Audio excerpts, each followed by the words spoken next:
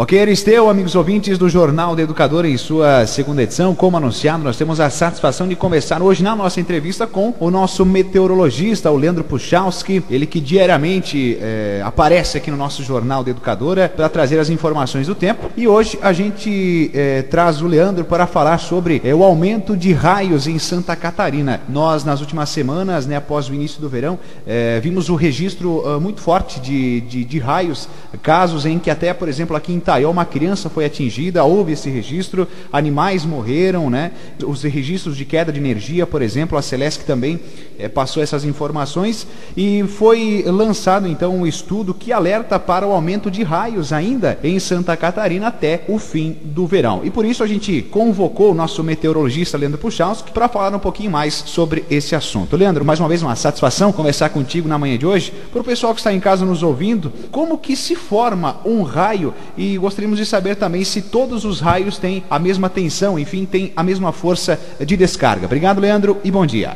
Muito bom dia a todos os nossos ouvintes da Educadora. Bom, então, começando por essa questão de raios, como eles se dão dentro das nuvens, o que nós temos é nuvens extremamente carregadas nessa época do ano e que tem uma variabilidade grande de ventos dentro da própria nuvem, e essa condição faz uma agitação muito grande das moléculas, que faz com que a gente tenha na própria nuvem uma quantidade grande de cargas elétricas, Normalmente a gente vai ter a parte negativa das cargas elétricas mais na base da nuvem e as cargas mais positivas no topo dessa nuvem, uma nuvem cumuloninhos que a gente chama, E positivamente a gente tem carregado mais a superfície. Então essa diferença de carga faz com que a gente tenha alguns raios, que não deixam de ser uma descargas elétricas, que acabam acontecendo na atmosfera. Isso pode acontecer entre as nuvens, duas nuvens carregadas de maneiras diferentes, positiva e negativamente, o raio ocorre entre elas, dentro da própria nuvem, está positivamente carregado em cima e negativamente embaixo, e da nuvem em direção ao solo. Isso também ocorre, que é o que acaba atingindo nós e trazendo essa preocupação e até alguns prejuízos, como você relatou, e infelizmente até alguns casos de morte, seja de ser humano ou dos animais. Então, basicamente isso, são nuvens muito carregadas que se formam, tem toda uma agitação, e isso faz com que as nuvens fiquem carregadas de cargas positivas mais no topo e mais negativas na sua base. E como o solo está mais carregado positivamente, a gente tem esses raios chegando até nós.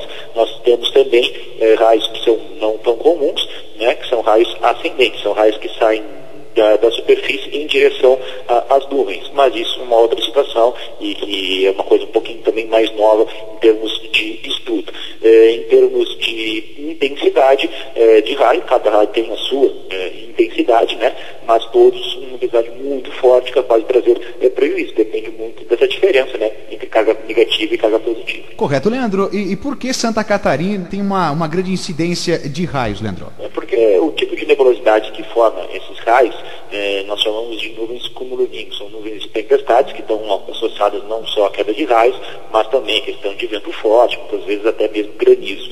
Bom, esse tipo de nebulosidade, ela depende de um ar mais quente e úmido, Fora também a questão do relevo, que sempre ajuda a formação dessas nuvens mais carregadas, principalmente na região do vale, uma proximidade com o oceano, que tem traz mais umidade. Então os morros, eles ajudam a formar nuvens mais carregadas. Então uma série de fatores, ar quente e úmido, que nessa época do ano desce mais do centro do Brasil em direção ao sul, em direção a Santa Catarina, e também um pouco da nossa questão de relevo, que faz com que a gente tenha uma quantidade grande de raios. E olha que essa parte do vale não é a região mais propícia a ter raios. Aqui em Santa Catarina, a região que tem uma quantidade maior é o oeste do nosso estado, a região ali da parte sul do Paraguai e norte da Argentina, uma região bastante propícia à formação desse tipo de nebulosidade associada a raio.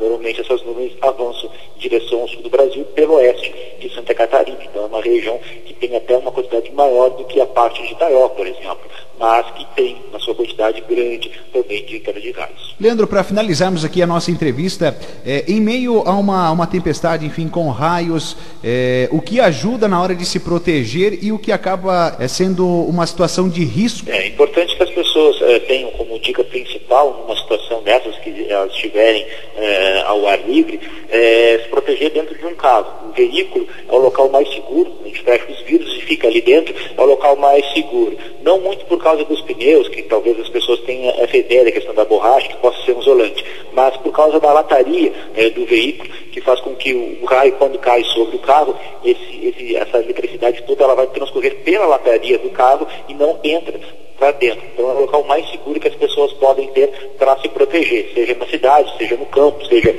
às vezes na praia, né? As pessoas estão na praia, então entrem para dentro do carro.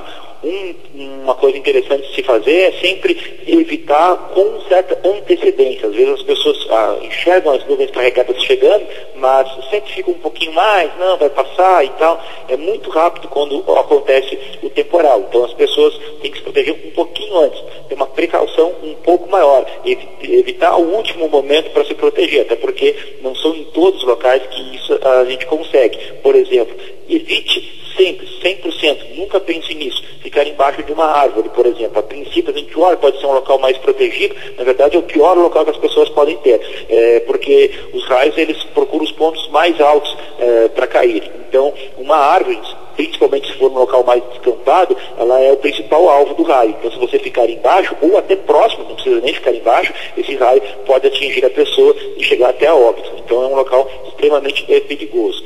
Dentro de casa, é importante evitar falar no telefone, principalmente questão do fixo, né? Mas o celular também, se estiver carregado, estiver ligado na tomada para carregar, também evite esse tipo de contato. Evite também ficar próximo de superfícies metálicas, né?